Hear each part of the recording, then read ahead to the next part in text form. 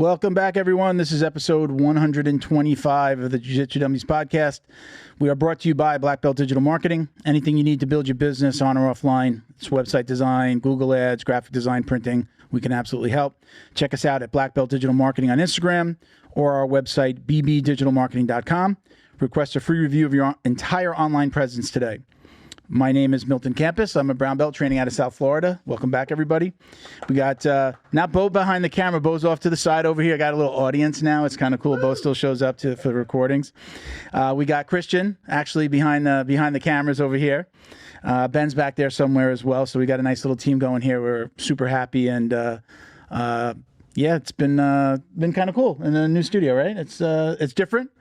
But I like it, so it's we're having fun. Don't forget to like, comment, download, share, click that subscribe button. We'd really appreciate the support. Joining us today is Malachy Friedman. He's a second-degree black belt under ATT founder Ricardo Liborio. We'll do a few quick shout-outs, and then we'll get him in here. So thank you to our friends over at Fro and Roll. I did it again. See, I get friends at Fro and Roll. The friends gets me every time with Flow and Roll. Hands down, the best custom gi and no-gi gear in the business. I got one of their shirts on today. I love them. Don't believe us? Visit them on Instagram at flowandroll.com, or excuse me, flow_n_roll, and check out all their custom designs. Bo's got a shirt on. He's over there going like this. Look at me. I got a shirt on too. They create really cool custom designs for academies across the country. They're very much known for their pre-order program. So what does that mean? You can actually, if you're a new gym owner or you're an existing gym owner and you want to stock up, he'll put your stuff online. He'll do the designs, put your gis, no gi kits online. The orders wind up paying for even the stock that you're going to keep for the gym. So I'll let him explain it to you. You can reach out to them at flowandroll@gmail.com or just go to their website, flowandroll.com. And then if you order anything online, you get 20% off with code JJD. Okay. Shout out to our friends over at Neutral Zone. Neutral Zone Clean. It's a clean day or is it a CBD? It's clean, right? Yeah, we do every other episode. Neutral Zone Clean. I just cleaned my my headset with the wipes, right? So staying clean on or off the mat. Post-COVID, we're always worried about, staff and COVID itself, right? We're just worried about all those things. So I think more people are, even when we ask our belt washing question, Bo, right? More people are saying that they're like, well, I didn't used to wash it. Now I wash my belt, right? So look, it's all about staying clean on and off the mat. Check them out at neutralzoneclean.com and use code JJD for 20% off. I said 25% off the last. It's 20. I believe it's 20% for clean, right? Or is it 25? 25 for clean? It was 15 originally. It was 15 originally. I think it's 20 or 25%. Go check them out. Leo Optics. Where are my sunglasses? I love my Leo Optics. My bamboo sunglasses. I have them out because I do actually wear these on the way to the show. So these are my favorite glasses. It's actually like wood with bamboo. You can request the little stripe. I am not a black belt. He sent me this with the red stripe, which usually signifies a black belt. You can request your belt rank as this. They'll put the stripe. He actually does them individually when you order. So check out leooptics.com and use code JJD for 10% off. Also, thank you to Bioprotein Technology. That's these guys right here. See, look, I'm getting all buff, Bo. Look, sorry, a little bit, right? I like Christian trying to go. Yeah, Christian, cut to that. Yeah, I got to get my progress down. Definitely, since I've been taking, I've gone back to my one day on, one day off, like one day jiu-jitsu, one day weight training. And if I can get weight training in during the day early, then I will also get to jiu-jitsu at night. So I think not only has it been helping me, but it's also made me more conscious of actually getting back to the gym and weight training. So really cool. I'm probably not going to do it justice, but this is considered a bioidentical alternative to human growth hormone. It contains genetically activated growth factors that support DNA repair, regenerate cells, and helps to balance healthy hormones in both men and women. I believe Malachy works with them as well, so I will talk to him about it maybe later in the show. All of this is with no needles, no side effects, so you can check them out at bioproteintech.com. You get $30 off with code JJD on any of their regularly priced kits. I'm actually taking this one. I got to bring in the other box, and I also take the one that you take at night. It's got like a cortisol in it. So I am taking this one in the morning, and then I take that one at night before I go to bed. That's it. We did it. Let's get Malachy in here. Hello, sir. How are you? How you doing, man? Good, good. Thank you for being patient, man. I really appreciate it. Of course. So in the intro there, we're going to dive right in. So in the intro, I mentioned Ricardo Liborio. We are in. I live in Coral Springs, which is like a the area. It's like a one or two towns over from where HQ is. Now that's not where you got your start, but that's where you got your black belt, right? You got your black belt under Liborio. Right. I joined American Top Team around 2007. Okay. I kind of bumped into Liborio, and that's the guy I wanted to be around. Yeah. You know, it's like you kind of know like who you're supposed to be around when you meet that person. I was like, okay, this is where I'm going to stay. Yeah. And yeah, and I ended up getting my. I didn't really do the gi until I injured my neck, and MMA was kind of like done. Yeah. So like fighting was done. And I couldn't have anybody like snapping on my neck or all the no-gi stuff that just connecting with posture. Yeah. I started in the gi and I ended up getting my black belt in 2013. Okay. And so I just pretty much went as hard as I could go at the gi in jiu-jitsu. So I was already a jiu-jitsu guy. I didn't understand what people meant to me, like when they were like saying like, "Oh, you don't do jiu-jitsu," like that's what they like. One of my coaches there would say, like, "Oh, you don't do jiu-jitsu." If you did no gi, they were saying you didn't do jiu-jitsu? Yeah. So like, but I kind of get it now. It makes more of an understanding. Oh, I'm out of screen. That's okay. Kind of makes it makes more understanding now that what they were talking about before. So yeah, I basically, if there's anything that I do MMA for jiu-jitsu, and I do so that's like my no-gi stuff. And then gi, I'm all gi oriented pretty much for everything else. Yeah.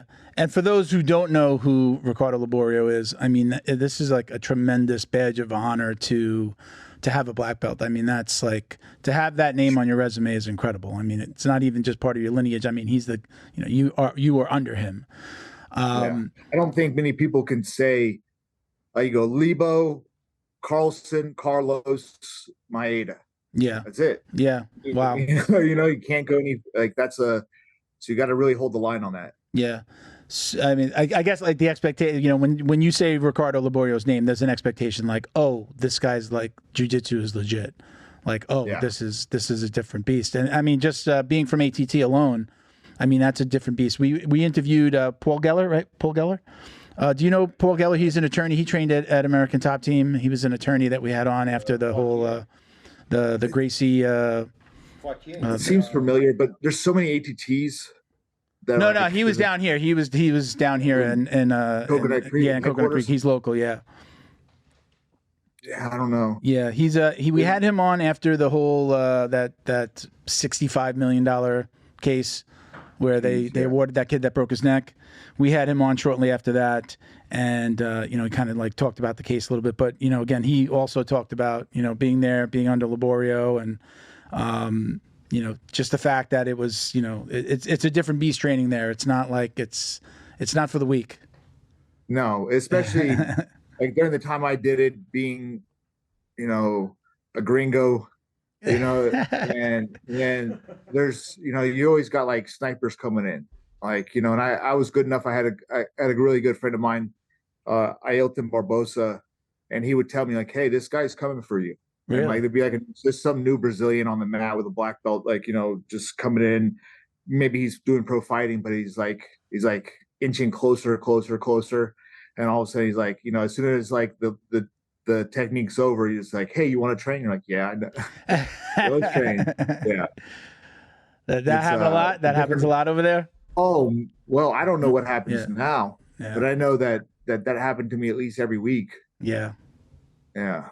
Well, so, that's again definitely I think there's two badges of honor there: training at HQ period, and then getting actually getting your black belt on Liborio. So that's really cool. So go back. You mentioned MMA.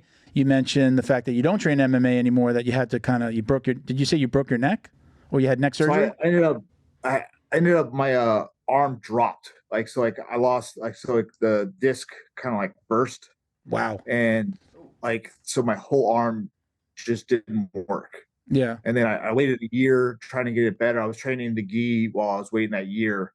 And then I had it fixed, but the neck problems were just so bad. And then all of a sudden I was training again and my other arm dropped. So I had 2 neck surgeries and a lower back surgery. So it was All a that, rough the deal. arms dropping, that even the first time happened during training. Were you training and then that happened? Yeah. One of my worst injuries was a groin injury, and I couldn't figure out where it happened. And I realized I slipped in the shower, and that kept me off the mat for more than a few weeks. That was like my second worst injury besides blowing out my knee. But I tore my groin too. It's and the worst. It's bad, man. Everybody thought it was a contusion in the beginning because it happened from somebody kneeing me in the groin. It actually tore. And then I remember having to go corner a fighter in the UFC, and we're in Vegas and he's in the showers, like in the saunas. And like I remember walking on the wet floor, but like having to do like the tiniest little steps because there wasn't that much stability. Oh yeah, man, it's a terrible injury too, man. Yeah, I didn't realize. I remembered where that I got the injury in the shower when I did it a second time. I'm like, oh, this happened when that last time. So actually, I moved into a new house and it just had like the shower was just slippery after a couple of showers. It didn't have like really good traction. We had to get some mats for it. Didn't realize it, and I just like literally like a big stand up shower. So I had to like it wasn't like I can just brace quickly. It was big, and I was like there was no place to grab. Yeah. And then when it happened the second time, I'm like, oh, that's what it is. Actually, one of my training partners had bought this little. It almost looks like a jock strap. It's got this little pad that's maybe like a triangular shape, and it just you put it on, and it goes like between your leg, almost like a cup, and it just gives you pressure there. Because that's the thing that helps it, right? Is that when you have that groin injury, if you press it, like especially like you cough or you sneeze, like you're like, oh shit, I had to like put my hand there. Well, it just puts constant pressure. So he was wearing it yesterday, so like still has an ongoing injury. Training through it, but with that pressure on it, you can actually perform. I used it for a little bit, but then I kind of got better, and I'm just started pulling a lot more guard. I just got it on Amazon. I don't even know the name. I could send you a link when we're done. I mean, whatever happens to me, there's like the injuries never really go away. It just one gets worse than the other. Yeah. And so like right now, I don't feel my groin. I feel my lower back and my hip. But I'm guarantee you the moment that my lower back feels better, my groin's gonna hurt. So you know what I mean? I'm going to an orthopedist for my shoulder, and every once in a while I get like I guess it's bursitis, like around the elbows. So I get a lot of pain here. So if this shoulder's hurting and then the bursitis acts up and this hurts more, I don't feel this. And he basically kind of told me something along the lines of like, your brain is really they both hurt. They are both hurting, but your brain is focusing on this basically. So like this is sending signals that this hurts. So as soon as this gets better, you're just feeling this. The pain never went away. It was there, but your brain is just interpreting it in a certain way. So you're only getting the signals from this. So layman explanation there, but that's kind of it. We feel like, my shoulder's better. No, it's still bad. You've got worse pain in other places. Can only concentrate on one bad thing at a time. I think that's what it is, right? Yeah. So I've just learned. I mean, I guess I call it the dirty little secret. The dirty little secret is if you do jiu-jitsu long enough, you're going to have a lot of problems. On our last episode, we were talking about kids or 2 episodes ago, we were talking about kids who do like a lot of inversions and like use their feet to get people off of them when they're in the guard. And I'm like, I look at those and I'm just like, man, if this kid keeps on training, he's going to have so many back problems when he's older. And even my coach, like his son has been training since he was in since he could walk. He's 16 now, and he'll yell at him when he inverts. He'll tell him, get off your shoulders, kid, stop. And my coach has got all his back is all messed up, and he's been training for 2 decades. So I look at those kids and I'm just like, oh man, I've been training. I started at 41. I'm 50 now. I've been training for 9 years. So like at 41, I could take, was a little bit more athletic and slowly but surely, little things. Right. I don't let them keep me off the mat if I can get onto the mat. I just train through the pain now. I used to tell people, don't do that, get healthy. And now I'm just like, I just don't want to miss. I need the jiu-jitsu more than just for the exercise. I need it for this. I need it for the brain. I need to, for the stress release and relief. So So yeah, I train through just my injuries now, but I think I have enough experience to know how to train through it, where I'll pull guard a little bit more. I can, maybe favor one side over another. Okay, this side hurts, so I'll lean to this side, pull guard, make them go to my right. I don't know. It's how long did you take off when you had your injuries? Man, I mean, like, I can think of so I've just started like positional rolling in the past year. Okay. But there was like a year and a half where I wasn't able to train. Like if I did train, I was in such bad shape that I couldn't teach, and then it became like a question of like, hey, so like a lot of my training came from teaching. Like, so like I was like drilling the moves, using the moves, doing it over and over again, feeling it, but knowing that like, and then I'll put myself in certain positions with guys that I know. And like, so like I'll be playing, I'm working a lot more on my, the lasso guard, where I just put a lasso in, foot on the hip, and then hand on the collar. And we'll go as live as we can go from those positions until there's a pass or there's a sweep, right?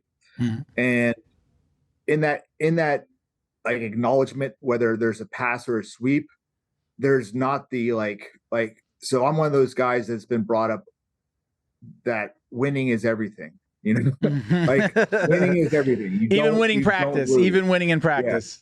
Yeah. Yes. Even winning in practice. Because like, oh yeah, you lose in practice. Yeah, I'll try things. I'll make mistakes, but I'll never lose in practice if I can help it. So one of the things is that when I give myself those guidelines that like, hey, if you start to pass, or hey, if you kill this position, then we start over, it doesn't put me in risk for like those hard twisting turns, like of trying to get my guard back. You know what I mean? Like the scramble. I could look back and say the scramble is usually where I get hurt. The scramble for position is usually where a lot of people get hurt, because that's when you're throwing yourself around, twisting and turning, and then it's just like, oh, maybe I want to bring that knee with me. Yeah, exactly. So we kind of cut down the scrambling and just put it as like in more of a box, and that's really helped me like train more, work out more, try my jiu-jitsu more. So if you get past this parts, you win. Sure. And like then we restart, and it's really that's the way people should be training anyways. You should be putting yourselves in those positions constantly, and then when something goes wrong, go back to it again, because you're not done. Like think about how many times that we're put in that we do half guard, and then somebody passes your half guard and you never go back to half guard again. Right. And you're like, well, I really want to try my half guard, but now I'm stuck in side control. And it's like, well, then work side control. No, well, sometimes you should be working just your half guard. And you say like, hey, if you pass my guard, let me get it back. Hey, so it's like that continuous training in that one area. And a lot of wrestlers do it, and a lot of other sports do that. And in jiu-jitsu, it's kind of like playtime. And if you really want to get good and like have a good guard and keep that person in the guard, is you need constant reps in that guard. Sure. So I know at my gym on Friday, Saturday, and Sunday, like Friday's a more like advanced no-gi class, and my coach is like super into Z-guard, lockdown, just different sweeps from the lockdown. So we do a little bit more advanced class, and since like last year, I mean, it's all about the Z-guard and all of these, like we do all of these crazy sweeps and, letting the leg go from lockdown, but then folding the leg. So Friday, Saturday, and Sunday is very specifically that, and what it leads to. So like it always starts there, but we do that. It's positional training. We do 1 hour, unlike a normal weekday hour class where it's like 10 minutes of warm-ups, 20 minutes of lessons or learning a move, right? And then we spar. It's 1 hour of positional training, starting from drilling it, then, like you said, fighting out of it, stopping when somebody passes and going back to it. So we've like adopted what you just said. We've adopted that. We didn't always do it like that, but Friday, Saturday, and Sunday, it's always like that. It's 1 hour, and then even on Saturday and Sunday, we'll like go an extra hour of rolling, of like an open mat. So it's really fun, and I enjoy that more, especially as an older player. Again, it helps with not how you're going to get better, really. I mean, That's the trick, is that you get comfortable in a position and then you learn to branch out from that position. Yeah. Yeah. And a lot of people are like like buckshot. They're all in different areas, and they know how to do a mounted armbar, but they don't know how to pass De La Riva. So that's never going to happen. Yeah. So it's like, you got to learn, you got to survive in De La Riva, you got to survive in Spider, you got to survive in these areas long enough to be able to pass them. And then if you can pass them, now you can worry about your armbar for mount. Sure. So let's talk about the social media side of things for you. Not that there isn't a ton of other things to talk about, but where I discovered you on Instagram, and you doing these, like, short, I would say probably under a minute, tutorials of a move, like, things every white belt should know, or different videos. How did that get started for you? Was there intention behind that? I'm going to do this and create this channel, or were you just putting out moves and then it took off? So for a long time, I was putting out like my own stuff. Like, I wasn't having any editing. I wasn't having like any like catch, like catches, like, what's it called? Clickbait. Sure. There's a certain, it's the truth. If you're a blue belt and it says every blue belt should know this, you're like, oh, let me just check this out. One of my biggest videos is like, everything's something about like white belts, you need to know this, and unintentional. I wasn't clickbait either, Yeah. So I was putting out my own stuff for a while, and I had a pretty good group of followers. I had 30,000 followers. And then I was like, you know what, man, I'm just not making the money that I would like to make. I'm just not, like, I'm getting tired. Like, this is becoming like a chore to shoot, do something. And I was coming out with like crazy stuff too. I was like, stuff that I was like, nobody was doing, like, I'm like, oh, people are going to love this. And it's like just an insane move, and it's getting like no movement on it. And I realized that, okay, well, most people who are starting most people in jiu-jitsu are new, right? So I was not thinking about them at all. I was thinking about the fancy stuff. Mm-hmm. And then, so we just kind of got back to the basics. I started working with a company that was shooting, editing, doing the different things for me. And just one day, it just shot up. Like, I was like watching it, my followers, and it was like 99,000, 90,000. All of a sudden it was like 150, 170, 180, 190. It was like just in one day. Yeah. I don't know what happened that day. Yeah. And so now I'm sitting around 230, and sometimes I get good feedback on stuff I do. And sometimes, like, the last technique that I did, which was controlling the back, I thought was like brilliant. And it got just, it's always the one. It's always the one that you just put up, where you put very little thought into, and it's just like, oh, that's the one. That's for whatever reason really liking. Yeah. But the one that I'm like, this is the one that everybody should know, because this is a huge detail. And like, I'm thinking like, this will be good. It just turns into crap. And I'm like, I feel like yelling, like reposting it and be like, look at this again. But you know what? That's a technique. That's like a social media technique, and I've done it myself. When I first started putting out TikTok videos, I was doing it myself. Side note: I own a marketing company, so I kind of do this stuff for clients. It's kind of what's helped the podcast. The marketing experience has helped with this. We weren't, real and social media specific, so I started doing it myself and playing with it. And some of that old stuff that I would cut, I found a little program online that would cut up like I'd upload to YouTube and then download it, and then it would cut it together for me, or cut together like chunks from the episode or suggested snippets, and I would just post those. I've gone back to the very beginning and reposted those, and now they've taken off. Not just because we had more followers, but just different time. Some of them still didn't do well, or ones that did well didn't do as well. But I mean, that's like, I've watched other like content creators outside of jiu-jitsu talk about just reposting it and see what happens. Was it the algorithm? Was it the time of day? You never really know, but it's never. Everybody didn't see that video the first time, right? You have so 100%. Many new followers, like, so that some of your initial content, they didn't even see unless they went back through everything, and it's unlikely that they went through everything, so it's not a bad idea to repost. And we're always looking for content to post, right? As people that do this, 100%. Yeah. So yeah, just not a bad idea from just like a marketing perspective or marketing strategy. But you're not just doing the Instagram stuff, right? You're putting out content in other places as well. And I heard you talk about like a website that you're developing to put your content as well.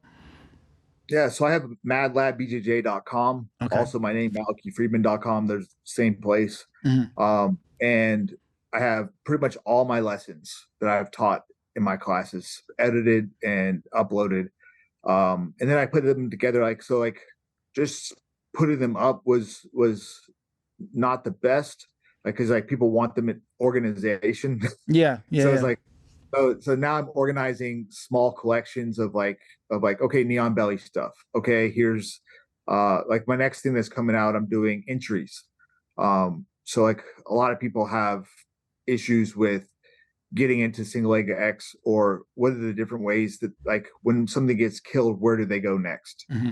Right. And so like so that's, hopefully that'll be done today. That'll be my new collection, will be entries, and a lot of it will be single leg X, but it's like, hey, you're stuck in this position, you want to get a single leg X or X guard, here's 30 different variations of getting into this guard, and when somebody's killing something else. And I think that's really the most important part of jiu-jitsu, is the chaining together safe positions. So I put together so it's madlabbjj.com, and I have like 800 videos on there, but I got a lot of organization. and that's okay. And that's okay. You talked about your Instagram following. I pulled you up before, and I'm in this world, and again, I do this for clients, so I'm super conscious of like seeing somebody's followers, and I could swear that you were definitely like between 30 and 60, somewhere in that range. I mean, we booked over a month ago, I think, maybe, right? We probably got the set up 3-4 weeks ago at least. Yeah. And not saying that at that point, but I know when I started following you, it wasn't at 229. Like, that's amazing. So congratulations. Thank you. Yeah. Yeah. That's great. That's a huge jump in a short amount of time. So yeah. From 30, and it took like a 1 month and a half. It was like, it started going 40, 50, and I'm like, it's like ticking slowly. Now it ticks super slow. Yeah. I'm like, well, you also don't see it, right? You don't see it unless you go into the analytics to see like what's behind that 229, what? Yeah, exactly. 100, 700, 900, like, right? You don't see that. So sometimes it feels like it's moving a lot more slowly. People don't realize this too, that I gain 700 followers a day, but I also lose 300 somehow. Yeah, sure. Yeah. That happens. And I don't understand why they followed me in the first place, because I'm doing the same shit. Yeah. Maybe they're upset that I didn't follow them back or something. That happens with everybody. I mean, when you scale up, I mean, I see that as well. I'm like, again, if you go into the analytics, you'll see what you've gained, what you lost. I mean, it's somebody could have shut down their page. Maybe it was a bot page that followed you, a lot of times you'll see like all of a sudden like a quick drop. It's like Instagram, even Twitter was doing this. Like they would do like a one-time shutdown of a lot of spam site or bots. Like they'll find them and then they'll just shut them off, and then like you'll see that reflected in the number. I'm super conscious. It's funny because I'm super conscious of people that buy followers as well, because like you can see it when it drops. They buy 100,000 followers and then it drops 10 or 20. I'm not going to say the person's name, but I've had a guest on who does it, and I see it. And I can't say he wasn't somebody that was famous in our world, but he was like suggested to come on, and he led to some other bigger guests, so it was great. But I see it like trying to buy clout, right? Yeah. When you've got 200,000 followers, you should be getting a significant amount of likes, comments, share, whatever. You should see that. And when you've got 200,000 followers and in 3 days you've got 2 likes, it's obvious. Like there's certain things besides the fact that you can look at somebody's followers and see, these like weird page names or like no titles and no names. So I again, I'm just it's stupid, but it's like I'm super conscious of it. So if anybody's thinking about doing that, don't do that. Yeah, it ruins things. Especially if you're running ads. You need organic. Like if you ever want to make any money or you want to have people follow you for real, because then the algorithm doesn't know what to do with you. Yeah. You know what I mean? Like, because these followers have nothing to do with each other, and they're bots, and they're from different countries, they're different things, and you just end up you're better with 30,000 followers that are following you for the pure fact of following you Yeah. than 230,000 that are just like garbage. Fake It's just a accounts. garbage. Nobody's Yeah. actually behind them. Miss your morning routine, BioPro.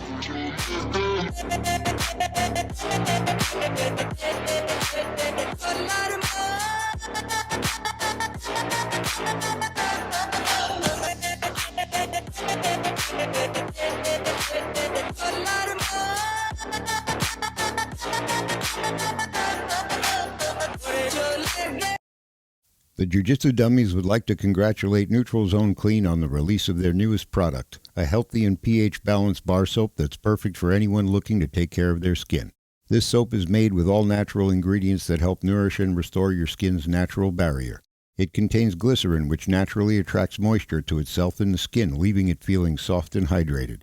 The new bar soap also contains a blend of olive, coconut, and castor oils and shea butter, which are rich in vitamins, nutrients, essential fatty acids, and antioxidants that help fight harmful bacteria.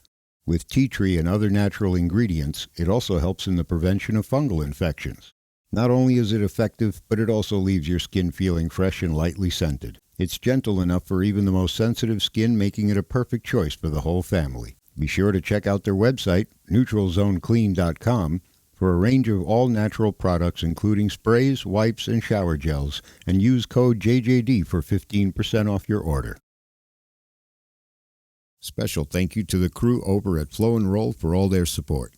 Flow and Roll is renowned for their incredible no-gi rash guards, shorts, and leggings. Flow and Roll has quickly become the premier custom apparel provider for academies big and small throughout the United States. Reach out today to discuss your custom order and ask about their incredible pre-order program. You can send an email to flowandroll@gmail.com or visit their Instagram at flow_n_roll and shoot them a direct message. And yes, they can create an awesome custom gi for your academy as well. Visit flowandroll.com to check out their awesome designs, and while you're there, pick up a Jiu-Jitsu Dummy signature tee exclusively at flowandroll.com. And remember, you'll get 20% off your purchase of t-shirts, rash guards, or gis with code JJD. And I actually, way back, a long time ago, I had a t-shirt company, my first t-shirt company. And I did, when I first got it onto Instagram, I did it because I'm like, you're getting all those messages. Didn't know any better. Just didn't understand. I'm like, follow, of course. Let me buy some followers. Yeah. And where it really bit me in the ass was then I started running ads. So, if real people are following me, but whatever, I didn't understand the bots. And then I started running social media ads. It's like, why isn't this stuff converting? Why aren't I getting orders? And then, come to realize, oh, wait, I'm advertising to my followers and friends of those followers. Like that was one of the ad types that I chose, or the targeting that I chose. And then it was going nowhere. It's going to these bots and these other bots and bots, right? So it just, it's kind of, just a waste of time. But, if you do it the right way, well, let me ask this. Instead of making a statement, I'll ask the question. And if you don't mind, you don't have to answer this, but sure. You talked about you said making money, and I think that you meant making money from social media. How are you monetizing? Because they're not paying a lot. Instagram stopped paying recently. Instagram's not paying. Where are you making your money as far as how are you monetizing what you have? So through my subscription site. Okay. Right. So I see it translated in subscriptions. Okay. I see it translated in people that are looking to sponsor me, people that are looking to have me on their shows, people that are looking to have seminars. So like the requests just become bigger and bigger and bigger. Okay. And you're like, okay, this is something that I see. Like I don't really travel for seminars, so I don't really make the money there.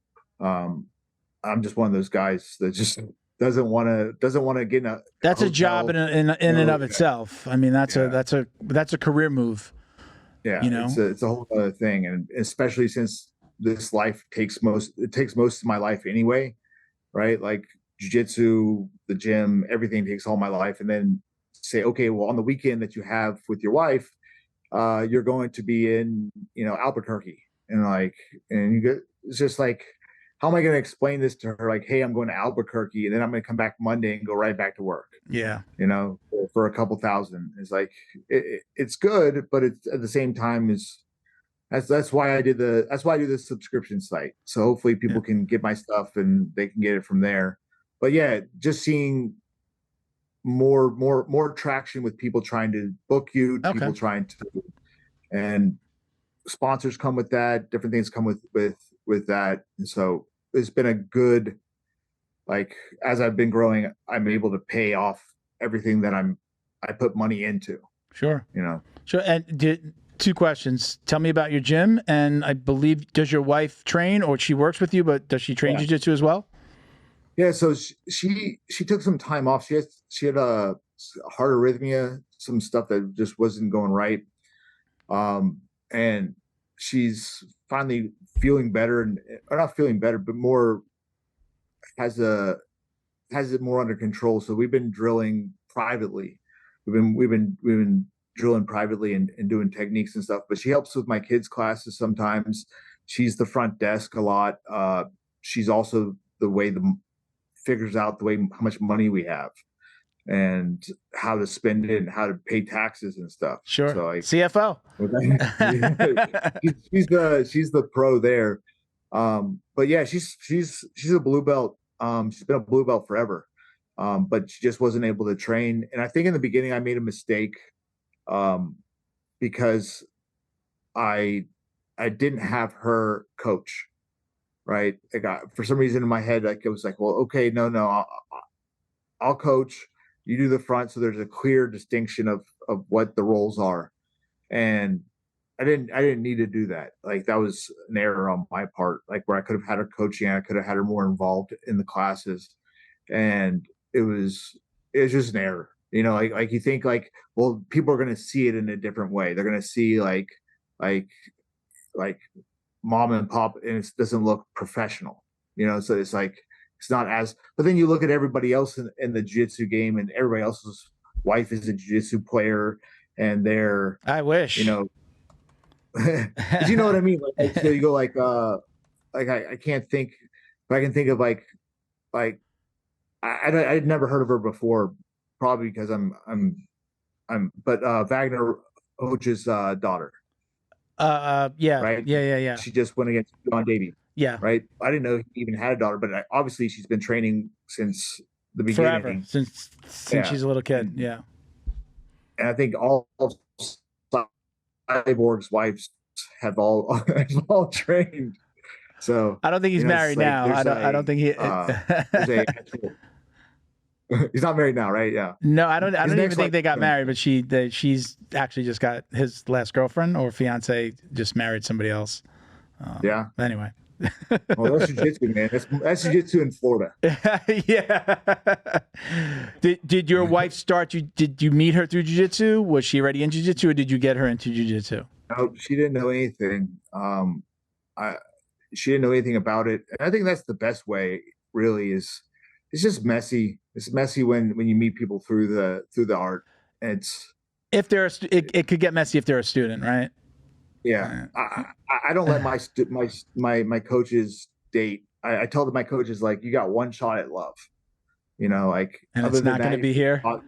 You can try it. You can try to have, like, I'll let you have like one relationship, but really you're screwing up the gym. I mean, like you're utilizing your authority, right? Yeah. Because they look at you and they go, oh, he's a brown belt, and it was like, and then they're talking to you. They were not talking to the white belts.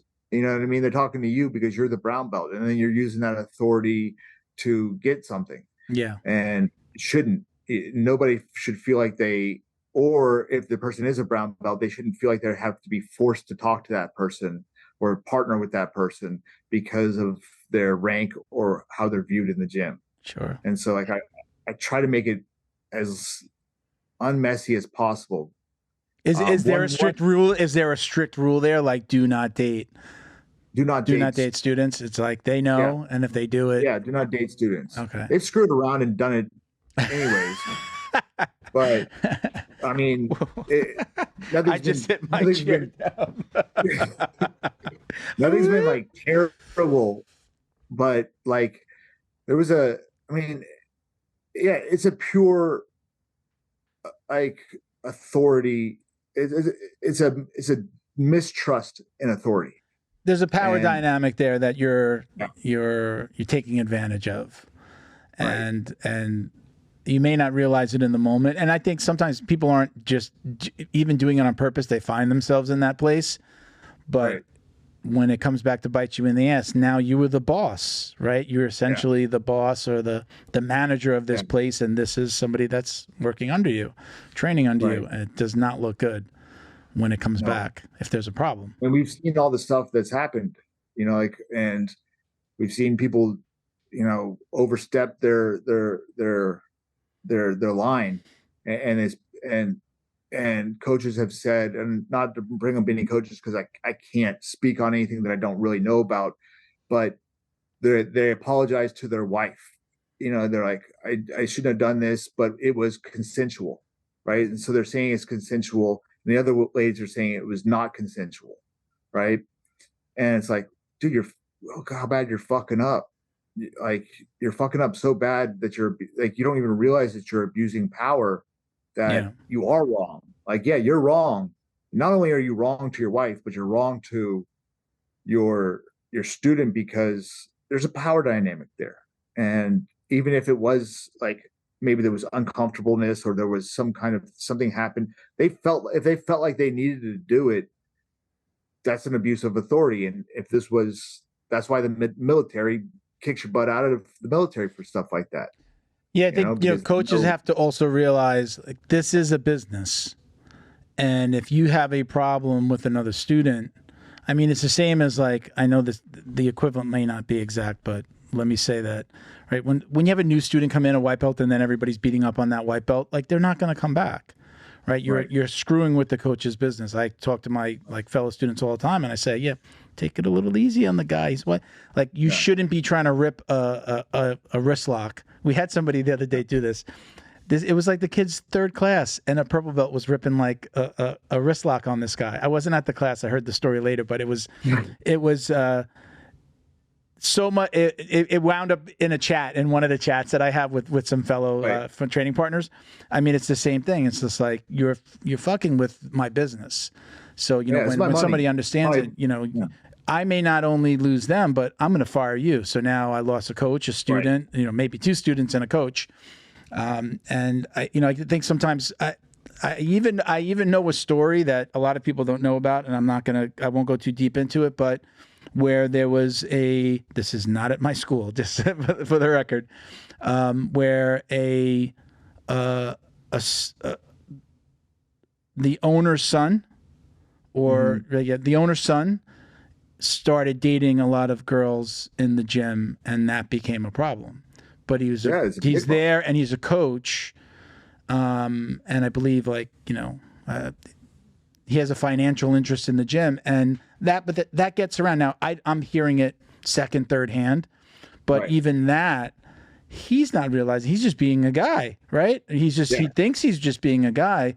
But there's a power dynamic even in a young teenage coach. He knows it. He knows it. You think? Everybody knows it. You know when you're the peacock. Yeah, that's true. Yeah. You know when you're the peacock. You know when you're the guy. You know when you're the guy that can smash everybody else's girlfriend or boyfriends. You know you're that guy. Yeah, I guess. You feel that, you get that push, and you're like, yeah, I'm the man. And then they use it to get girls, and it's like, that's not why jiu-jitsu was created. It's not why the gym was built for you to hook up with a bunch of chicks. It was to make people feel comfortable with themselves. It was to give them a healthy outlet. It was to give them self-defense. It was to give them a sport. It wasn't designed so that it was, especially in places like Top Team or things like that, where fighters are taking advantage of just regular students. It messes with the money, and somebody's going to leave the gym. And do you ever have to have conversations with students? Do you ever have you see students starting to date? I've had students come up to me after I've talked to one of my coaches, thinking that they were going to lay into me and be like, well, why you got to ask what's going on with him? It's like, because he's my coach. Number two, because it's not allowed. No, And number I'm even. three- Let's take it further though. I'm saying student with another student, right? Where students start dating each other. Have you ever had to step in the middle of that? I try not to step too much involved in that. So like if I tell them, I say, listen, this is what I tell the guy. The lady is usually going to win. I said, so if you're in this relationship and you think like, hey, I really, really like this girl and I want to see where it goes, I'm not going to stop you. I'm just going to let you know that you're in it with a year contract. You're in a year contract with me. Number two, that women can be so good at what they do is that if they break up with you, all they have to do is show a little bit of attention to somebody else, a little bit of attention to somebody else, and you're going to be in a whole nother world of hurt. And I'm like, you don't know what she could do to you. You know what I mean? Yeah. Like, you're not going to win this one. Yeah. Like if she unless she's being super sweet and just is like a nice, and like if she wants to turn those screws in the unit there, all she's going to do is just hang out with a couple of your friends, and your friends are not going to say no, and then you're going to be sitting there on the outs going like, F this sucks, I want to quit. I'm going to go to a different gym. Because the girlfriend that you were digging is now just like, they don't even have to like be flirtatious. They just have to be give another man attention, and it's going to drive you crazy. For me, I was married up until recently. Of the 9 years that I trained, I started training after I met my ex-wife. So we were dating, living together. My rule for myself, just because I never wanted my wife to walk into the gym and be like, oh, look at you being all chummy with the girls. We have a heavy female presence in my gym, always have. Right. And if they want to roll with me, fine. I never really seek out unless it's like one of the really like tougher girls. It's just like, she's just really one of the guys anyway. She's like, kicking her asses. I just never got chummy with the girls. For me, it was that I never wanted my wife to walk in the gym and see girls like, oh, hey, Milton, give me, like I'm sure most of the girls in my gym are like, man, that guy's such an asshole. He doesn't even say hello. I just never wanted to get chummy because I was in that situation. Again, now I'm not with my wife anymore. But I still kind of feel that way. Like I feel like when you get too friendly, it comes off weird in the gym. We're in a very intimate sport. And then it just looks like you're hitting on them. It looks like you're up to something, especially if you go to, there's 20 guys and 20 girls on let's say 10 and 10, 10 guys, 10 girls on the mat. And then you go over and roll with the girls when there's plenty of guys to roll with like that. When I see that once in a while, I'm like, what are you doing?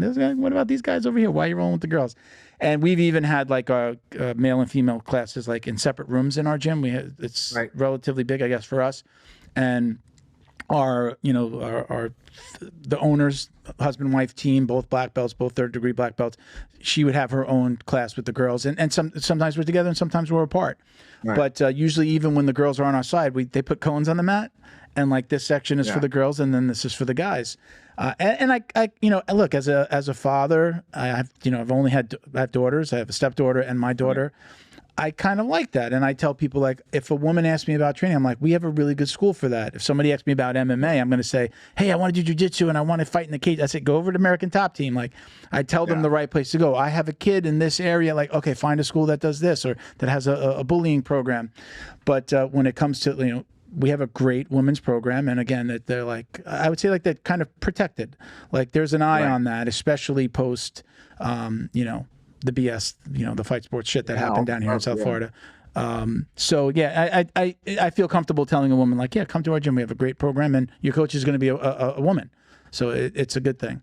But for me, even to this day, you don't want to tell them that they're not allowed to train with guys or they're not a valuable training partner. Sure. So everything just has to be handled in a correct manner. Because I know that there's tons of girls in our gym that there's 3 or 4 guys that they love training with. Like they treat them well. They go hard, but not so hard that they're trying to hurt them or use their strength against them. It's a good match. So it's a difficult traverse. Yeah, sure. Boundaries. I know I walk around anywhere from like 225 to 230 pounds. So like I'm usually not the right fit for a small Right. girl. But if I've trained with girls and I've like, okay, I'll pull guard or I operate a little differently. But we've got some big guys in the class and they're smart enough to know I'm not going to go roll with this, 135-pound woman. But I usually just leave it up to the girl. Like a lot of times it's like, oh, people have partnered up. I don't have a partner. There's a girl across the mat. And I'll know. I'll be like, yeah, she's an okay fit for me. Like she's more advanced. Or there's a girl in our school. Her name is Flo. She's tougher than some of the guys. Most of the time. I rolled with her last night. I even told her that. I'm like, yeah, you're my hardest roll most days. She is. She's just, the high level black belt. She's a brown belt and she's competed and, she's on point. And she's tough, and she's half my age, So, but I enjoy when she seeks me out to roll. Like she came to me, and I was like, absolutely, I'm not going to turn her down. Let's go, let's do it. So, I mean that was just been my personal preference, and I've been told like, hey, you're overthinking it, but I don't, it makes me comfortable. And again, when I was married, it made me more comfortable to know again that my wife wasn't going to walk in, and see me like being all chummy with people or just rolling around with the girls. Like, really? I only saw you rolling with the girls today. What's going on? You don't tell me that when you come home, So that's a bad day. Yeah, it's going to be a bad night too, right? Yeah. So where are you coming to us from? You're on the East Coast. I'm in Charleston, South Carolina. Tell everybody where your gym is. Charleston, South Carolina, Black Label Martial Arts. I grew up here. I was born and raised. And then I just started like around 18, 19, I started getting into jiu-jitsu and I wanted to fight. And so then I ended up going to like one school that was not too far from me in Hilton Head. And then I moved to Oregon where Team Quest was. And I ended up becoming roommates with Evan Tanner. Okay. Kind of followed around with him, went to Vegas. Then I moved to Philadelphia for a short time and then landed in Florida. And then all the stuff started happening with my spine and stuff like that. I coached for a bit and then Liborio was leaving top team, or at least he was going to Orlando. And I was like, I got to get the hell out of here. It's like, there's so many factions that were in that gym that like your guy, if your guys, it's like your guy's getting out of, it's like a prison, you got different, you got your different gangs. I've never heard anybody put it like that, but I get it. Yeah. And your guy's getting out and he's like, shit, I better get out too. Oh, wow. So I got out and opened my gym in 2015. And been doing well, been learning how to manage not just money, not just school, but like culture and atmosphere, and trying to get it to a point where I want it, and like in the beginning I had a lot of like I almost adopted a school, like where school went out of business and I gained a lot of followers from there. And then some of the people just weren't, they were nice. They just weren't right for the culture that I was trying to create. And then you always get the guys that you can't ever make happy. Like it doesn't matter what the hell you do. It doesn't matter how well you teach. They're just not going to be happy. They're just not happy people. And sometimes jiu-jitsu doesn't make you a better person. It makes you more quiet than you have ever been when you're a white belt, purple, brown, and black. It amplifies who you already are. Yeah. Right. Because now you can swipe and you can do whatever you want and you can have the ego and this and that. And so you see that kind of happen slowly when you start to belt people, that they change a bit. And you're like, oh, dude, don't change. The reason why you got this belt is because of who you are. Yeah. Don't change it to some other person. And so right now we have a really good culture and I feel good teaching my classes and I feel good being around the people I'm around and I feel good around the kids that I coach. So, because I coach all my kids' classes. Sure. So that's like one thing that I think no like black belt owner does. But I love the kids. We win a ton of tournaments. We have like, I think we're like an unbeaten streak right now of like nine wins. Nice. in different cities. Yeah, so I really love teaching the kids. I like teaching the adults too, but Yeah. it's always I think the kids is more rewarding than anything else. Not to say I don't love teaching adults. I love teaching adults. I love teaching higher level stuff. Um, the kids are always genuine with their You actions. know where you So stand with a kid, right? yeah, exactly. When they're happy, they're happy. When they're sad, they're sad. When they're upset, they're upset. But there's no like, oh, like the belt stuff, like where everybody's like, you kind of like get wind of what's going on with people because you hear like, oh, well, this person's wondering when they're going to get their blue belt, and like they've been talking about it a bunch, and you're like, just shut up, like, like, Do you make them wait relax. longer? Honestly, do you make them wait a little longer when they start asking? If they ask me, it's 6 months. So Okay. I had 6 months to whatever I thought I was going to give it to them.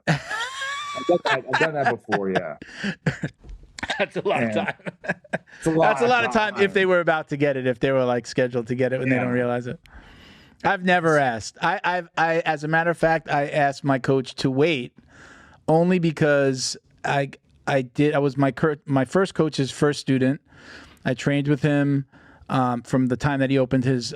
We traded marketing, so like I traded marketing for lessons, and I was like his only student in the beginning. So I was like going to class for 2 hours like every day, and basically getting a one-on-one most days. And then students started to come in.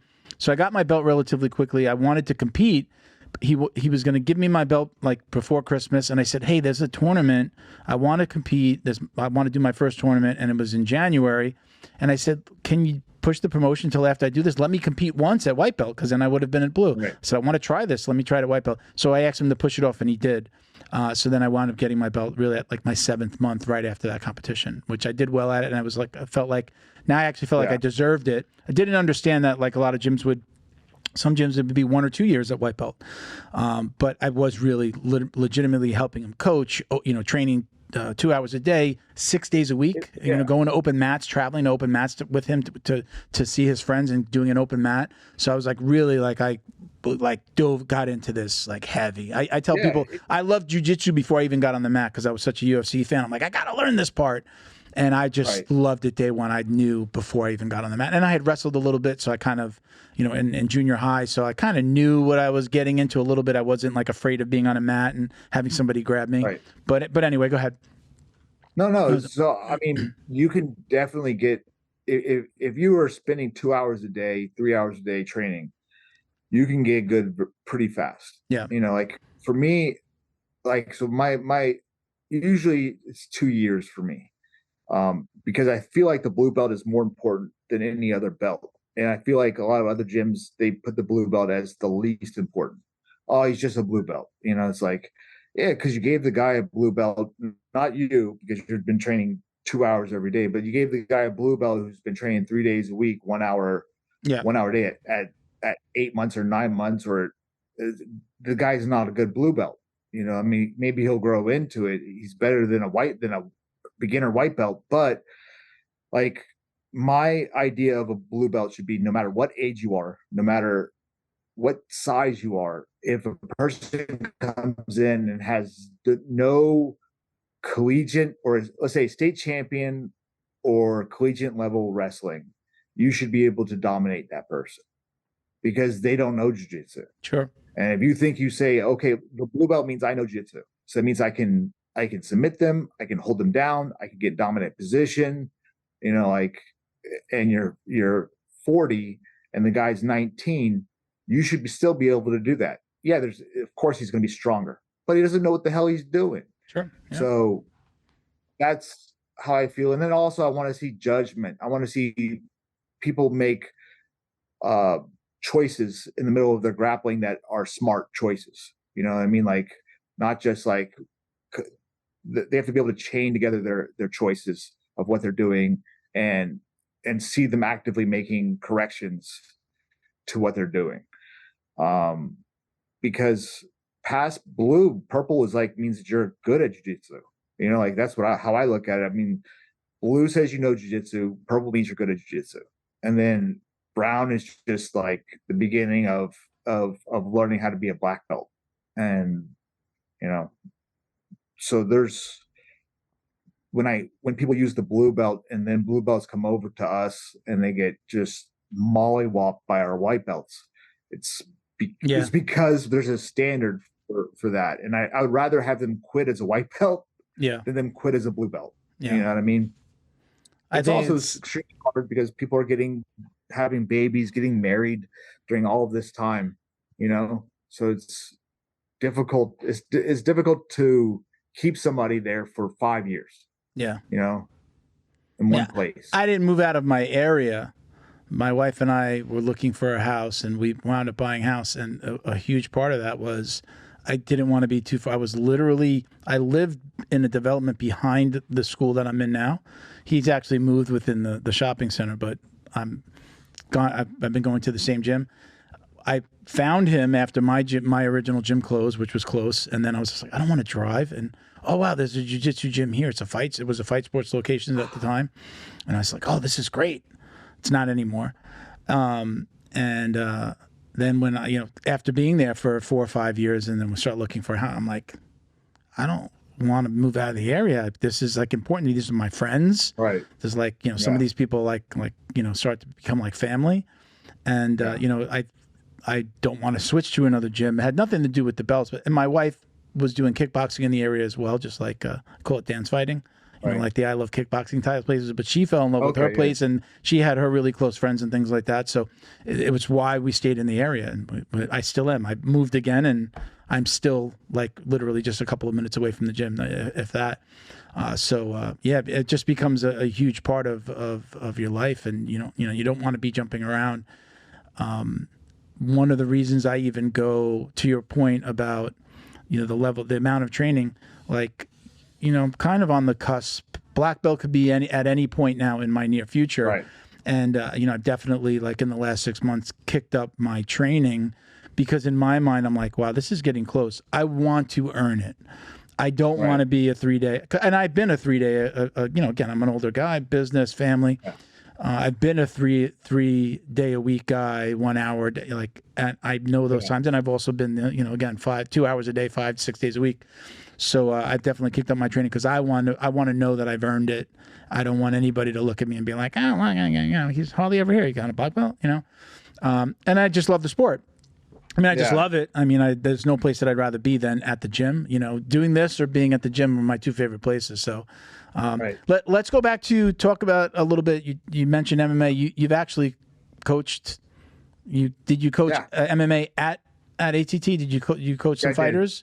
Yeah, I did. Who were some of the fighters that you coached, that you worked with? I worked with Kimbo. Okay. So Kimbo was probably the biggest name that I worked with. And he's kick-ass Kimbo. Love it. I heard you talk about it. So this was from he had a fight down here. What was the Showtime organization? It was before Elite XC. When it was Elite XC, he fought in South Florida. I don't know if you're with. I think the person that he wound up fighting was like a replacement. It was the guy who knocked out Seth Petrozelli. I want to say it's Seth Petrozelli. Is that it? I think he had like red hair. Was he supposed to? Did he fight Tank Abbott, or did Kimbo fight Tank Abbott? He did fight Tank Abbott at some point. Maybe, I don't know if that. I think that's the one. I think this was the one. It was like down in Miami. And I actually worked for a production company, nothing to do with MMA, but they got tickets and they gave me the tickets. And when I heard you talk about it on the podcast, I was like, I know where this is. So I dug this out. That's awesome. Yeah. They gave, it was like I don't know, I want to say it's his coming out party. I don't know if that was his first like real MMA fight. That might have been. And they had these were like on every seat when you walked in. So I was like, they were really trying to push him. Yeah. So I had that. I dug that out. Well, he was an awesome guy, man. If he would have gotten in MMA a little bit sooner, it would have been very, very interesting because he also liked jiu-jitsu. That's the crazy thing. He wasn't like, I worked with a ton of guys that were very, very good at what they did and didn't want to learn anything else about the sport. Like in order for me to teach you how not to get caught in an arm bar, I have to show you how to do an arm bar. Yeah. So when I show you how to do an armbar, like, because I'm telling you, like, hey, an armbar is going to happen. You generally, there's going to be a foot on the hip, and so like I walk them through the different things. I show them what makes it tight, and then I got to show them how to deconstruct it. So I got put in a lot of charge for a lot of wrestlers to show them how not to get caught in submissions. Some guys were awesome. Some guys were just jerks. There's just some guys that are like, they want the quick pill, and I'm giving them the quick pill, but I got to show them first what things they got to look out for, and how, like, if you're gonna learn how to do get out of a guillotine, I'm going to show you how to do a guillotine, because that's going to help you understand how to deconstruct everything, right? Like the angles, everything, the way they're crunching their body. How are you going to get their arm up in the air? How are you going to start attacking the grips? So I worked with Scoggins, the 125 one champion, Jared Brooks. Okay. Some of the Urbina brothers. I mean, I was always kind of like scattered. Like, so like I worked with Yoel Romero. Yeah. To tell you a guy who is so good at grappling and knew so little jiu-jitsu but it just didn't matter. Like I remember like Liborio telling me like, hey, work on hip escapes with him. I'm like, with Romero? Oh, okay. Yeah. Okay. I work on hip escapes. That was during I believe the Tim Kennedy fight. Maybe it was after, but it was for the Tim Kennedy fight, I think. And I thought for sure that Tim Kennedy would have submitted him, like if it went to the ground. But I mean, Yoel is just a monster. That's the truth of it.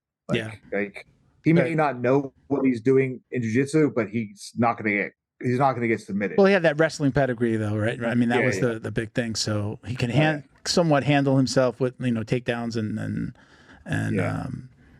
some groundwork, but maybe jiu-jitsu wasn't his forte. Jiu-jitsu wasn't his forte. Being on his back was his forte. Yeah. But I mean, like, there's always the guys that like. I shortly worked with Joe Schilling, and I would say that, like, I'm not even sure if he would even remember this, because I remember I didn't really follow kickboxing too much, right? So I didn't know that he was special, So I didn't treat him special. I was just like, okay, working with him, showing him some stuff, and then he went to the adult jiu-jitsu class, and he was trying to do jiu-jitsu with them. So he was like he was actually trying to do jiu-jitsu with other jiu-jitsu people. He's losing to basic, it's my dog. Hey, that's Layla, okay. Come on. Lay down. Stop whining. So he was losing to these guys, just like regular Joe Schmoes. And no care about it, just trying actual jiu-jitsu moves that he was just taught. And I'm like, hey man, if you stick with this, you can be really good one day. And I'm like, and then later I'm like looking up like different things, something comes along that it's like Joe Schilling is a part of American Top Team, and I'm like, holy crap. I'm like talking to this guy. I thought he was just like a schmo off the street, maybe a semi-pro that they gave me, like, hey, help him out a little bit, work on some stuff with him, and I'm like, and I'm nice and everything. And he was a great student, and then he went into the adult class, and I'm like, man, this guy really wants to get better, because his ground game isn't good, but he's working on it. And I gave him a good pat on the back and said, hey, good luck in your career. I think he'll do really well. And I didn't know that he was already killing it in kickboxing, right? Yeah, of course. He was the man. Yeah. So fun, those moments. That's a good lesson into, like, you never know. Once you start training in martial arts, I think you have a lot more respect. Like, if anybody that starts fights or gets in the fight, like, you have a lot more respect and, like, probably a little bit more quiet.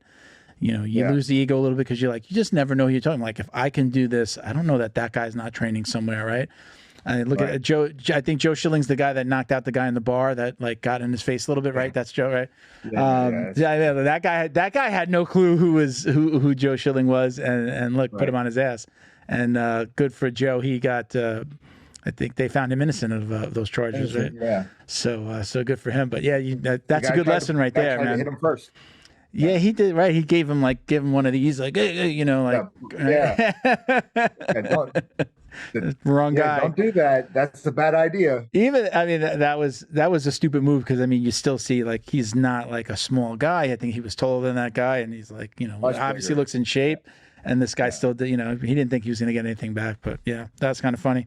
So, hey, listen, let's move into, we're going to do, we do these questions that, like a lot of people give us, like the same questions when we ask for questions online. So we do this and we call this the drill down. There's my sound effects guy. All right. So we used to call it a speed round. It's no longer a speed round. You can elaborate on any of these things, but I'll just ask like the most common questions that we get from people. So we just wind up asking every guest these same questions. All right. So, gi or no gi, what's your preference? Gi. Okay. Takedown or pull guard? Man. That's a hard one. It's a hard one. Listen, I like winning takedowns, but I'm not great at takedowns. Yeah. So it's like would I rather see somebody pull guard and start action right away, or would I rather see two heavyweights push each other around the mat for 30 minutes? I would rather see somebody pull guard and start jiu-jitsu. Yeah. For me, I'm a guard puller. I'm not ashamed to say it. Most of the time, it's because I'm usually bigger than the person, and if I try to take them down, even though I'm not the best at takedowns, if I fall on top, I'm going to hurt them. I'm usually not doing it because I'm protecting the other person. I don't compete a lot, so I don't, or I haven't competed in years, so I'm not necessarily like training for that. My training isn't so that I can go compete with other people. My training is for me, and I've also got to wake up in the morning and go to work. You know, so I feel like that. Like we talked about the scrambles, I feel like that's where people get hurt. So I'm usually going to pull guard, and a lot of it's because I'm usually the bigger guy. Music during rolling, yes or no? No. No music playing in the gym at all? So people will turn music on, and I'm cool with that. I'm not in control of that. If somebody wants to hook their phone up to the Bluetooth, that's fine. But generally, you shouldn't be thinking too much. Like music shouldn't be too much of a part of your training. Like you're getting, people are trying to beat you up, man. Like, you know, people are trying to win this rolling matches with you. So I don't know how you can concentrate on what music's going on. You know, like I'm so dialed in when I'm doing anything. I'm not listening. For me, the music gets me more dialed in. It's for almost anything that I'm doing. Like it just, it turns off my internal dialogue, like so that I'm not thinking about work or I'm not thinking about other things. And it's like I sleep with a little noise machine. Me too. It turns off the other thinking and I'm focusing on the sound, right? So it's almost the same thing when I'm rolling music for me. And then I just, you know, again, I'm not doing it to compete or be in a WNO. So it's just like, it's also kind of like fun. And every once in a while, like somebody puts something on and then like the most inappropriate song will come on. Whether it's just something silly or a kid's song or like Baby Shark, anything like that. Yeah. I think those are funny, and I'll start to sing them to my partner, and just like to just play around with them a little bit. If you did control the music, what's your go-to? What kind of music do you listen to? I mean, rap is always going to be kind of like rap is the ego music, right? Sure. So rap is great ego music.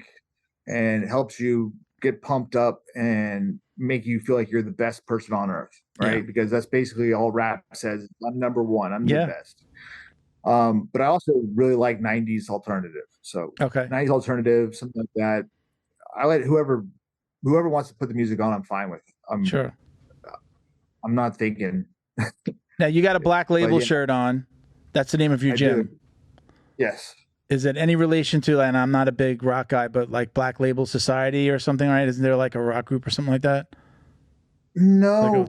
No relation. No, there was no intended relation. No, I used to skate, and there was a Black Label skateboards. Okay. And and Mike Vallely used to skate for them, and I was obsessed with some of his skating videos, or when skating was popular, they had like, you know, like highlights Sure. of like a DVD, and so that's probably where it came into my brain and just stuck.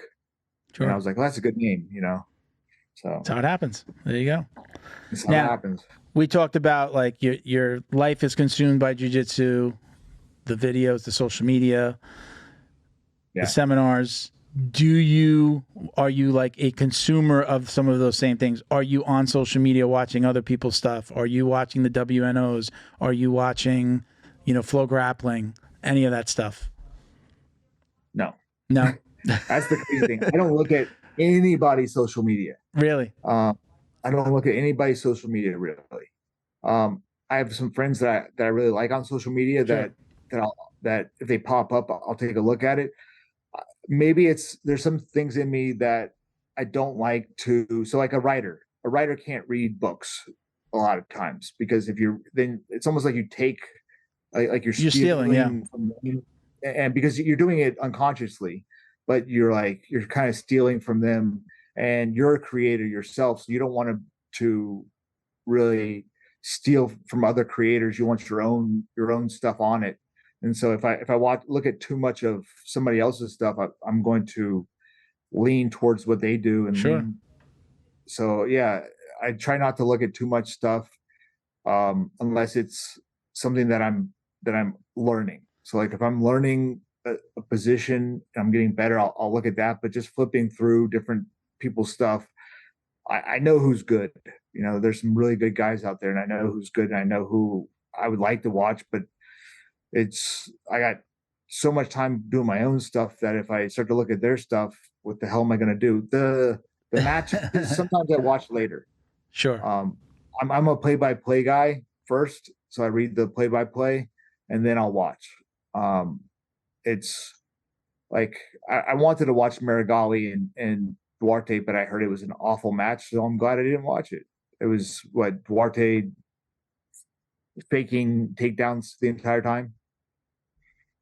That's what I heard. Yeah, I didn't watch it. Play by play. Yeah, Yeah. I see what you mean. It makes sense. I do that with the UFC a lot of times. I do try to catch the events. I missed this weekend, and I was just like, I messaged a buddy. I'm like, is this worth watching? Should I, am I waiting? Do I buy this pay-per-view the next day, or should I wait? And he was just like, no, it was good, but you could probably wait. I'm like, all right. Yeah. And then the UFC for the first time put like the whole main event. I mean, not the main event, the main card. They put, even though it was 2 rounds, they put the whole thing on their YouTube. I don't think they've ever done that, where they put the actual like the championship fight on YouTube right after it. So probably because there's poor pay-per-views. He and I discussed. I said, or he said, maybe it's. I think that they're really trying. They feel like. I'm almost going to say Sugar Shane, because this guy said Sugar Shane before. Sugar Sean, I think maybe he said maybe that they're really trying to push him. They believe that he's going to hold this belt for a while, and they want it to, they want to get, extend the fan base. And then right. Maybe it's all over the internet 5 minutes after anyway.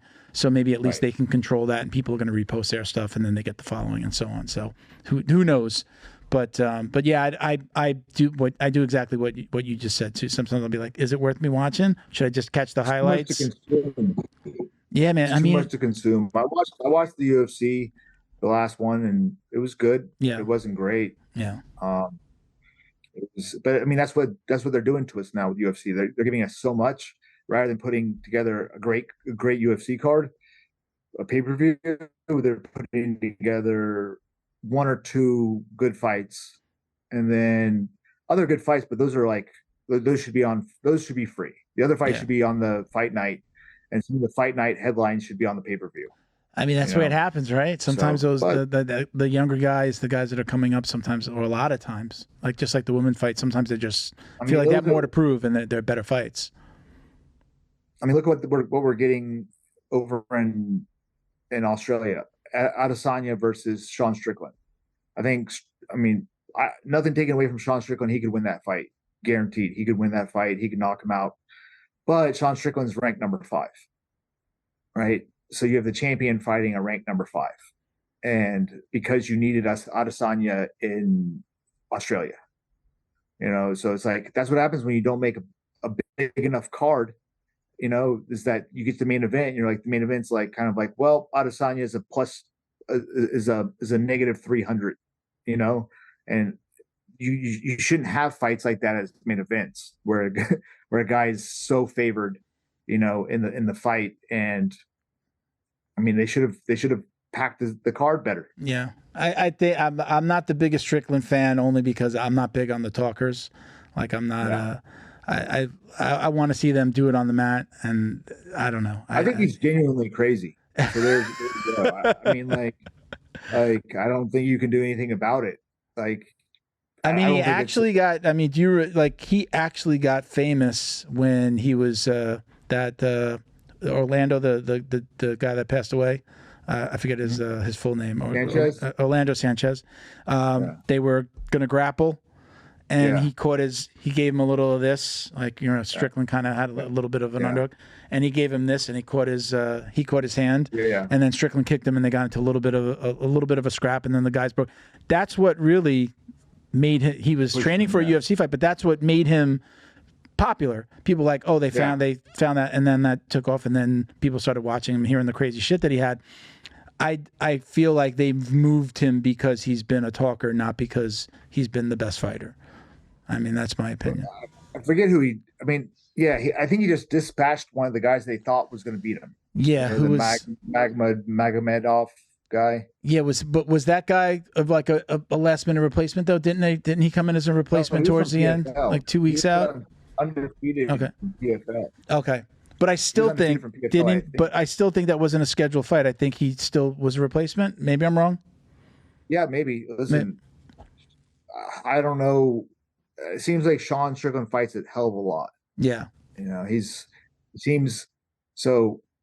When he said he wasn't going to be fighting Adesanya, I knew he was going to be fighting Adesanya. It's like, that fight's not going to happen. It's like, yeah, dude, you're a fighter, and like he says, he's a prize fighter. He fights for money, and they're going to offer him just enough that he's going to say yes. Yeah.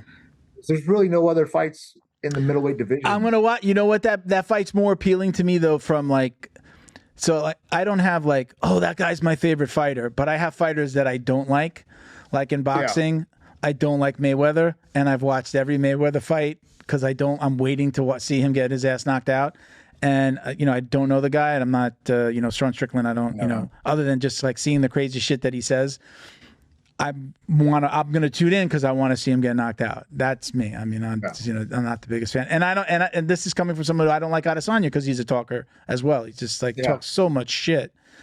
So I'm usually like, I like the guys that are a little bit more reserved and, do it in the ring. Like I don't like John Jones with all the bullshit. I don't like Conor McGregor because of all the talking. I wind up, I thank God I'm not a bettor, but I'm usually rooting against them and they always win anyway though, So. Yeah. Well, I mean, there's a certain amount of confidence you got to have. And then you see Sean, or not Sean, you see, God dang it, Chael Sonnen. Yeah. And what Chael Sonnen's done is sounded like the most pro wrestling, I guess the most fake things you can ever say, right? Like he even says it with a fake voice, and it got him championship fights. Yeah. And then you see Colby Covington, who's probably getting paid by Dana White just for saying things right now and not even fighting. He's not even fighting right now, and he's being guaranteed a welterweight title shot in England against Leon, right? That's what they're saying. Yeah. It almost goes against you for not having an opinion on your opponent. It's a business, like we talked about with it's a business, and that makes for a good fight or more eyeballs, and right. They wind up, whether or not the fight's going to be good, it happens. Yeah. If it gets you the fight, it gets you the fight. What am I going to say? Good for them. I'm just not the biggest fan of it, So, but look what happened to Masvidal. Masvidal got into a fight backstage, said one line, 3-piece and a soda, Yeah. right?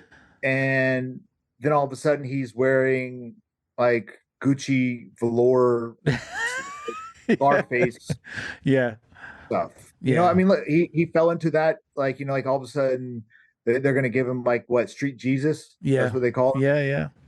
And so it's like, if he would have walked away from that, like that version of himself, he would not be getting paid what he was getting paid. Yeah, and look, he's got his own organization, and I think they air it on Fight Pass too. Like Dana White's been really great about getting his, I would call them like the minor leagues to what the UFC is, right?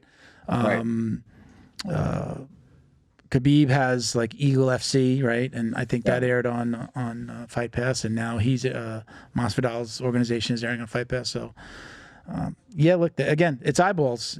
We're in a world where it's all about the eyeballs and how many people are following you and how many people are tuning in. So, well, all right. So I got a couple of more questions for you, and then we're going to let you go. These will be short. So we have, let's say we talked about fighting. Who's your favorite competitor to watch, BJJ or MMA? So I answered this a while back. So I really like the Diaz brothers, jiu-jitsu and boxing. My favorite MMA fighter ever was Joachim Hansen from Pride Days. Okay. So if you don't know him, just look up one highlight, and he's the man. Yeah. He's probably the most ferocious guy. Great wrestling, great jiu-jitsu, great striking. Came from Norway.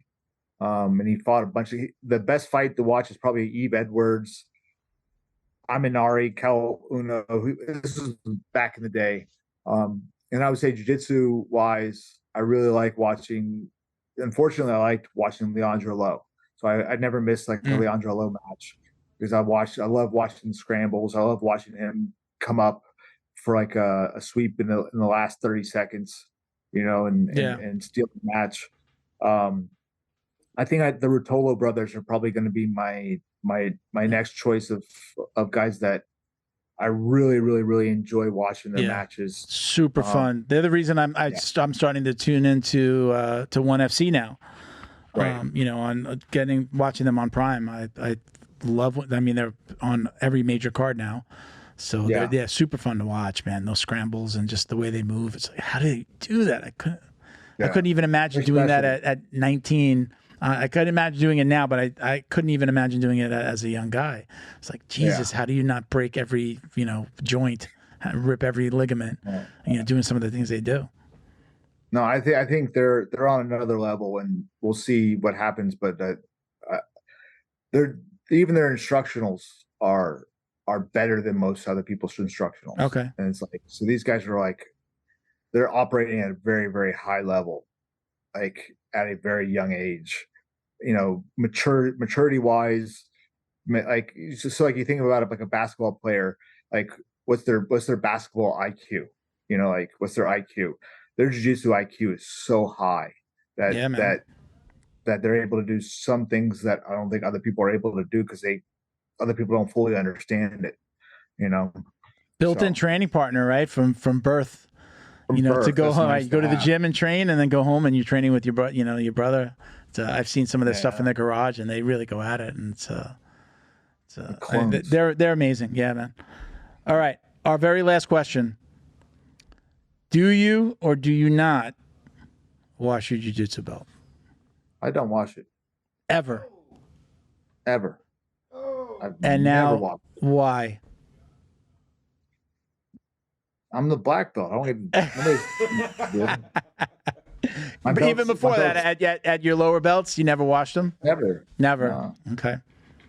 I mean, it wasn't like I kept it out of the wash. I always left my belt in the car. Okay. So, like, I would take my geared stuff in, and my belt would always stay in the car because that's the one thing that doesn't change. So there's not the my mojo is in the belt, or the blood and the sweat of all of my fallen opponents is in my belt. It's not because of any of that stuff. You could say that. It's kind of a it's the old school. It's the old school reasoning.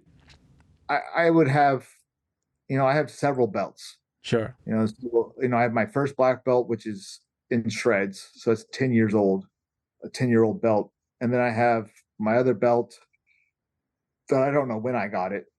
It just goes up as soon as I'm done. I hang it up. It goes. I have like a little hook on in my gym. I just put it on the hook and that's it. Okay. And sure, one day something will happen to that belt, or it'll tear, or something will happen, and I'll buy a new belt. But I'm not going to wash it because you might show up to the gym one day and that thing is walking around training on its own. Yeah, there we go. Listen, So, I never understood it. Like if I create a new disease, then I create a new disease. I mean, it's like the 20th COVID variant coming off your belt. yeah. Everybody can point at me and be like, "This guy didn't want to clean his belt," and then maybe I'll get some more followers. There you go. All right, so listen, Malachy, thank you so much for doing this. Let me give you a minute. Do you have anybody at your work? Yeah, we didn't talk about BioPro. You're also working with BioPro. I am on that. Yeah. Do you love it? Tell me what you think. It's working a lot for me, man. Like, so aside from the facts that I'm feeling better, like I'm feeling more like rejuvenated when I wake up. I'm feeling like usually I wake up at like 10:30, right? So I'm waking up at 8:30 in the morning now, and not feeling like I want to go right back to sleep. Sure. My hair started growing again. So if you see here, really, like a mullet growing. Yeah. Like my hair did not grow forever. It just stopped like right there. And I've been pairing that with physical therapy. So luckily I paid off my deductible. So I have physical therapy, and I feel like I'm getting stronger faster. Sure. Like it's not steroids, but it's damn good. Yeah. You Yeah. know what I mean? Like I'm just about to finish my second box. I'm also taking the nighttime. I don't know if you do the nighttime as well. I do the night. Yeah. I'm religious. I don't, because if I feel like something's working, can't stop. You don't. Why would you stop and test it out? Like, because I'm actually having improvements in my health. I'm able to train more. I'm having less painful days. My physical therapy is going faster, and I'm feeling better quicker. So yeah, the bioprotein is like, people ask me, is this for real? I'm like, yeah, it's for real. I mean, I don't know what you're looking to have happen for you, but you still got to have a healthy diet. You still got to work out. Yeah. You still got to try to do these things, but having that little bit of extra kick, that little bit of extra help is, you take it, especially if you've been an athlete, and you know how hard it is to get your recovery. I'm on it. I've been on it for 4 months, and I'm probably never coming off of it. Yeah, man. This is like I said, I'm about to finish my second box. I gotta place another order. I definitely, I'm not ashamed to say, again, 50 years old. I was looking for something not only to help me out in the gym and like, hey, I just don't put on muscle as much. I feel like I work out as much as I did before and I don't see the results. But what I saw pretty quickly was sex drive increased. I definitely feel like I'm seeing better results in the gym. And a big thing that I've been talking about forever on the show, way before I even heard of BioPro, was like the brain fog and like recall, like trying to remember words or the name of somebody, especially doing this. I'd be like, and I got the computer in front of me and I could look something up, but that's gotten better. That's gotten better, and I'm more comfortable just, having a conversation and remembering something. Again, at 50, that was like a huge concern. I'm like, what's going on? And it's just, this is normally what happens, right? You start to, forget things, right? So those are the things that it's helped me with. So like, I can't see myself not taking it. I don't see a time where I'm like, I feel like it works and I'm going to continue. I actually had somebody call me recently and he asked me, and I was like, hey Mo, is this for the show or are you really like, is this working? I'm like, dude, honestly, I flow and roll. I wear their shirts. Feito IT, like he's my IT guy. He put in the security system in my house. Like I'm actually working with the people that sponsor us. And this is like something that I don't think that I would stop. I was like, I gave him the thumbs up. With that stuff too. Like I'm really careful with who I partner with and what I, because then nobody trusts you later. Yeah. So that's the biggest thing is that if I wasn't seeing results, then I'm not going to say anything. Like, I'm not going to talk poorly about it, Yeah. but I'm just not going to continue it. Yeah. And there's no reason for, just to get, like, why would I just get he gives me the supplements. Why would I just say, like, hey, I don't want the supplements? Yeah. Well, it's because consistency too, right? You have to be consistent with it. You've got to take it. And like you said, you've got to be working out. You can't just take this and it's just like, oh, I'm seeing these amazing results. Maybe it would help with, like, I guess, like the brain fog and maybe with sex drive. Right. But if you want to improve your physical appearance and you want to get better and stronger, you've got to be doing things that are going to make you get better and stronger, right? It's not going to build muscle without building muscle. So, right. Yeah, I'm a fan. I'm going to keep on taking it, and I hope they're working with us for a really long time. So, okay, so I interrupted there. I was saying, do you have anybody else that you want to shout out besides BioPro? No, so BioPro has been amazing to me. They've been taking care of me. Gameness takes care of me. I think I'm happy with working with Gameness because for my brain, how old I am is Gameness has been around forever. Yeah, I remember seeing them on. They were sponsoring a lot of the organizations early on, right? They were. I don't know if did they have their own event at one point? I feel like it was something else. Casa Grossa was an event. Okay. But I think they were tied together with them. Okay. But yeah, I'm with Gameness. I love their stuff, and I love the attitude and the mindset behind it. Like, that fits me much better than, and I've turned down a whole bunch. I've always turned down, like, different sponsors and stuff like that because it just didn't fit my mindset of my brand of who I am.